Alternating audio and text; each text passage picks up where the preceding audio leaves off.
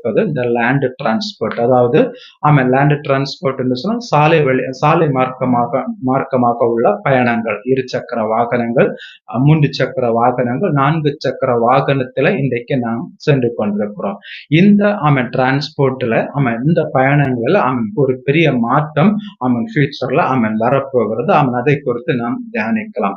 என்ன மாற்றம் என்று சொன்னால் இன்றைக்கு நாம் பார்க்கிறோம் இருசக்கர வாகனங்கள் எல்லாம் 3 சக்கர 4 சக்கர வாகனங்களாம் சாலை வழியாக நாம் பிரயாணித்துக் கொண்டிருக்கிறோம்.